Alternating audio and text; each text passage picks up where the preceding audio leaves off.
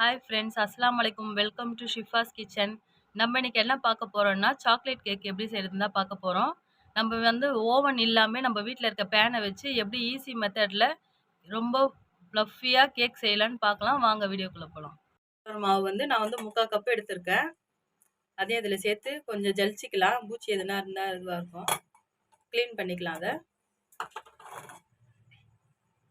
உள்ள டஸ்ட் எதுனா இருந்தால் க்ளீன் ஆகிடும்ல, அதுக்காக தான் நம்ம இப்படி சும்மா ஜலிக்கிறோம்.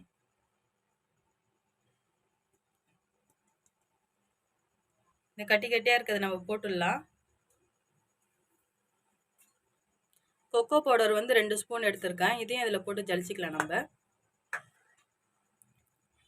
கொக்கோ பவுடர் நல்லா க்ளீன் ஜலிச்சு எடுத்துக்கலாம்.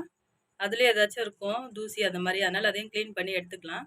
நான் வந்து கார்ன்ஃப்ளவர் மாவு ஒரு 3/4 கப் எடுத்தேன்ல, அதே அளவு சர்க்கரையும் நம்ம எடுத்து மிக்சியில் அரைச்சி பவுட்ரு பண்ணிக்கலாம். அப்போ தான் நல்லா ஸ்மூத்தாக வரும். நல்லா இப்படி தட்டி விட்டுக்கோங்க, அப்போ தான் ஜல்லி நல்லா க்ளீனாக ஜலிச்சிடும். பேக்கிங் சோடா வந்து ஒரு 1/2 ஸ்பூன் சேர்த்துக்கலாம். அப்புறம் பேக்கிங் பவுடரும் ஒரு 1/2 ஸ்பூன் சேர்த்துக்கலாம். இதையும் நம்ம இதில் சேர்த்து ஜலிச்சிக்கலாம். இதில் என்ன டஸ்ட் இருந்தால் அது இந்த மாதிரி கட்டி கட்டியாக இருக்குல்ல, இதெல்லாம் நம்ம எடுத்துடலாம். நம்ம போட்ட கார்ன்ஃப்ளவர், இந்த கொக்கோ பவுடர், இது எல்லாத்தையும் சேர்த்து ஒரு வாட்டி நல்லா மிக்ஸ் பண்ணி விட்டுக்கலாம். மிக்ஸ் பண்ணிவிட்டு நம்ம சுகர் பவுடர் அரைச்சிட்டு அதுக்கப்புறம் நம்ம இதுக்கு தேவையானது ரெடி பண்ணலாம். முட்டையெல்லாம் கலக்கி வந்து நல்லா மிக்ஸ் ஆகிடுச்சு. இப்போ வந்து நம்ம சுகர் பவுட்ரு பண்ணிக்கலாம். ஒரு கப் எடுத்துருக்கோம் பாருங்கள். இதை மிக்சி ஜாரில் போட்டு நம்ம இதை பவுடராக அரைச்சி எடுத்துக்கலாம். அரைச்சி எடுத்ததுக்கப்புறம் இப்போ நம்ம கேக் ரெடி பண்ணுறதுக்கு வந்து நான் வந்து 2 முட்டை எடுத்து வச்சுருக்கேன். இந்த முட்டையை உடச்சி நல்லா மிக்ஸ் பண்ணிக்கலாம். நம்ம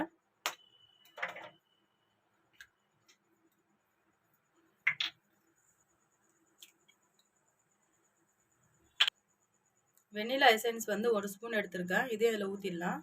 இதே அதில் வச்சுட்டு நம்ம மிக்ஸ் பண்ணி எடுத்துக்கலாம்.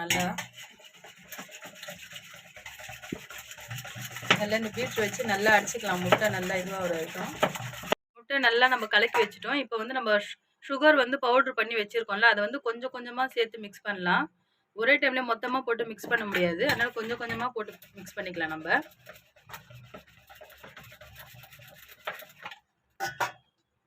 இன்னும் மீதி இருக்கிறதையும் ஒரு கொஞ்சம் 2 ஸ்பூனாக அந்த மாதிரி போட்டு மிக்ஸ் பண்ணி விட்டுக்கலாம்.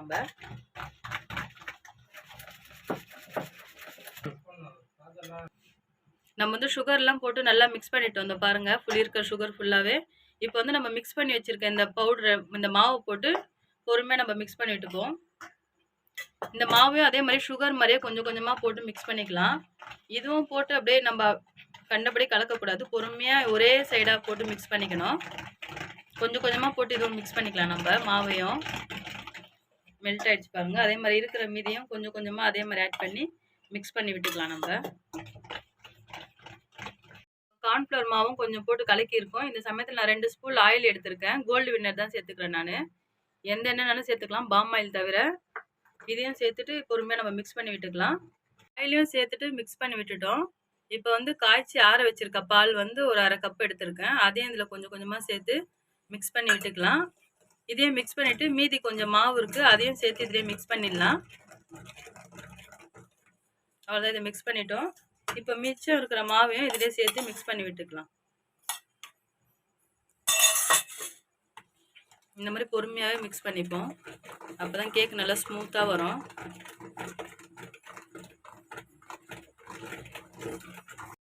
மாவு நல்லா மிக்ஸ் பண்ணிட்டோம் பாருங்கள். நல்லா அழகாக க்ரீம் மாதிரி இருக்குது பாருங்கள். இப்போ வந்து நம்ம வேறு கண்டெய்னரில் மாற்றிக்கலாம். ஃபஸ்ட்டு இதில் வந்து லைட்டாக ஆயில் சேர்த்துக்கலாம்.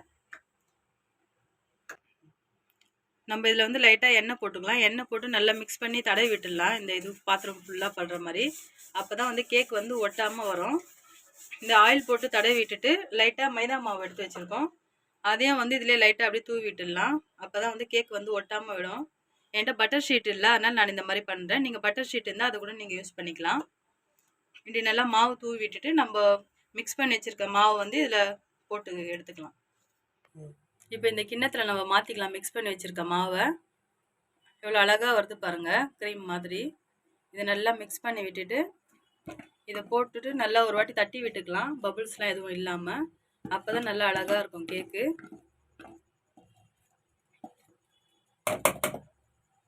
இந்த பாத்திரத்தில் மாற்றினதை வந்து மாவு போட்டுட்டு நல்லா 2 வாட்டி இந்த மாதிரி தட்டி விட்டுட்டோன்னா எந்த ஒரு பபுள்ஸும் இல்லாமல் நல்லா க்ளீனாக இருக்கும் கேக்கு. இப்போ நம்ம வந்து கடாய் வந்து ஒரு 10 நிமிஷம் நல்லா ஹீட் பண்ணிவிட்டு அதில் இதை வச்சு நம்ம ஒரு 15 மினிட்ஸ் வச்சா போதும், கேக் ரெடி ஆகிடும். 15 மினிட்ஸ் இந்த கடாய் வந்து நான் ஹீட் பண்ணி வச்சுருக்கேன். இப்போ வந்து நம்ம போட்டிருக்க இந்த மாவு வந்து இதில் வச்சிடலாம். இதை வச்சுட்டு ஒரு 15 மினிட்ஸ் இதுவும் நல்லா வெந்தால் போதும். அதுக்கப்புறம் நம்ம ஓப்பன் பண்ணி பார்க்கலாம் கேக் வெந்துடுச்சா என்னான்னுட்டு. கொஞ்ச நேரம் இப்படி மேலே மூடி போட்டு நம்ம ஒரு 15 மினிட்ஸ் விட்டுருவோம். மினிட்ஸ் ஆயிடுச்சு. இப்போ வந்து நம்ம ஓப்பன் பண்ணி பார்ப்போம் வெந்துடுச்சான்னுட்டு. இது பாருங்க எவ்வளோ அழகாக வெந்து வந்திருக்கு. இந்த சமயத்தில் வந்து நம்ம இந்த மாதிரி ஸ்போக் ஸ்பூன் வச்சு உள்ளே விட்டு பார்ப்போம், குத்தி பார்ப்போம் வெந்திருக்கான்னுட்டு. வெந்துதான் இருக்குது. இதோ பாருங்கள் எவ்வளோ அழகாக ஒட்டாமல் வந்திருக்கு. வெந்துடுச்சு கேக்கு. இது வந்து வேகாமல் இருந்துச்சுன்னா இந்த ஸ்பூன்லேயே அப்படியே ஒட்டிக்கும் மாவு மாவாக. இது வெந்திருக்கு அதனால ஒட்டலை. பாருங்க வெந்துதான் இருக்குது. இந்த ஸ்டேஜில் நம்ம ஆஃப் பண்ணிவிடுவோம். ஸ்டவ் ஆஃப் பண்ணி விட்டுட்டு நம்ம ஒரு 10 மினிட்ஸ் ஆற விட்டுட்டு அதுக்கப்புறம் நம்ம பிளேட்டில் மாற்றிக்கலாம் இந்த கேக்கை. கேக் வந்து ஆறிடுச்சு. இப்போ வந்து நம்ம இந்த சைட்லலாம் இந்த கத்தி வச்சு லைட்டாக இது பண்ணி விட்டுக்கலாம். அப்போ தான் ஒட்டாமல் வரும், இல்லாட்டி கீழெல்லாம் ஒட்டிக்கும். லைட்டாக இப்படி ஸ்லைஸ் பண்ணி விட்டுக்கலாம். ஸ்லைஸ் பண்ணி இப்படி லைட்டாக தூக்கி விடுவோம். தூக்கி பாருங்கள் எவ்வளோ அழகாக வந்திருக்கு பாருங்கள். இதை அப்படியே நம்ம ஒரு பிளேட்டில் கவுத்து போட்டுக்கலாம். எப்படி வந்திருக்குன்னு பார்ப்போம்.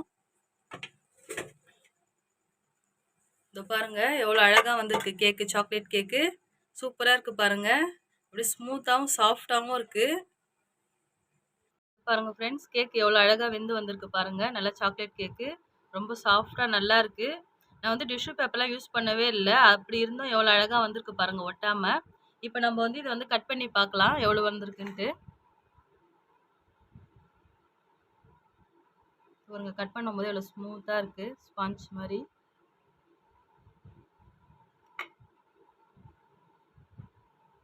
பாருங்கள் எவ்வளோ அழகாக இருக்குன்ட்டு. நல்லா ஸ்பாஞ்ச் மாதிரி இருக்குது பாருங்கள் கேக்கும், பஞ்சு மாதிரி. இந்த பாருங்கள் எவ்வளோ சூப்பராக வெந்திருக்கு.